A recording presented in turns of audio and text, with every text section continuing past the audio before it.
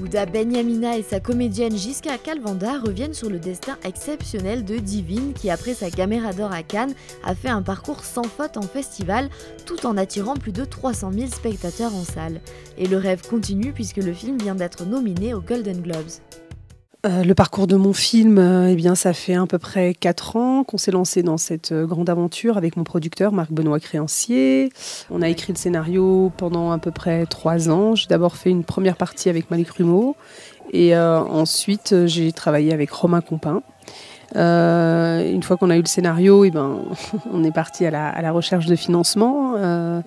Et là, ça a été assez compliqué, on va dire, parce que c'était mon premier long, le premier long de mon producteur.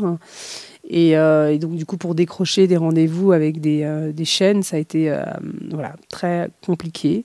Mais mon producteur a su, voilà, c'est un acharné, donc il lâche rien. Et on a réussi à avoir un rendez-vous avec Valérie Boignet de France 2 et qui nous a dit oui et on est parti en tournage. Moi, j'ai eu la chance de connaître Houda depuis très longtemps, c'est-à-dire que je voyais un peu d'Anne à l'extérieur quand elle écrivait, les résidences d'écriture quand elle faisait avec les jeunes.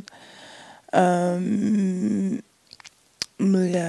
c'est vrai que j'avais pas, enfin, j'y étais pas encore, je faisais pas encore partie du projet, pardon. Et après maintenant, c'est vrai que c'est un truc de dingue ce qui nous arrive. Cannes déjà c'était exceptionnel. J'y croyais pas, mais d'un côté j'y croyais parce que je me disais qu'on a travaillé quoi pour être là, notre place on l'a mérité. Et puis ce qui arrive pour les Golden Globes, vous imaginez, c'est encore pire. Et puis je pense que je vais réaliser quand je serai devant, quoi. Mais pour l'instant c'est vrai que c'est encore un peu un rêve, quoi. Je suis encore sur un petit nuage. Ouais. Triquette.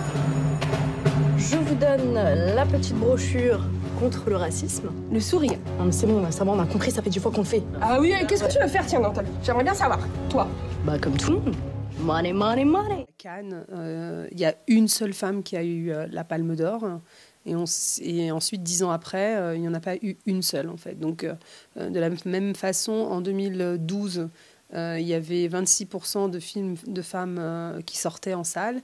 Et aujourd'hui, en 2015, en 2015, parce que là on est en 2016, il n'y en avait plus que 14%. Donc le problème, c'est que ça ne va pas en s'améliorant, en fait. C'est pas comme si la sélection officielle à Cannes, c'était 10% de femmes en compétition.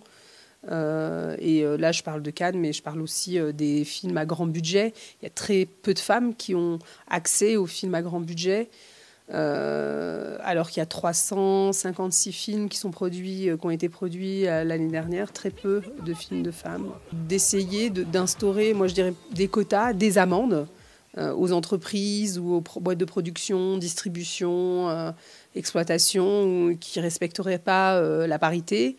Et puis des lois qui instaurent. Quand on rentre dans les grandes écoles d'acteurs, au conservatoire par exemple, on prend 12 filles, 12 garçons. Je pense qu'au CNC, à la commission d'aide, d'attribution, il devrait y avoir 50% de projets aidés de femmes et 50% de projets d'hommes, quoi. Après, moi, c'est mon avis, en fait. Je pense que sinon, on va faire une génération encore de sacrifiés, en fait. Et que pour pas qu'on ait cette génération de sacrifiés, il faut prendre les devants et exiger des lois et du coup des quotas.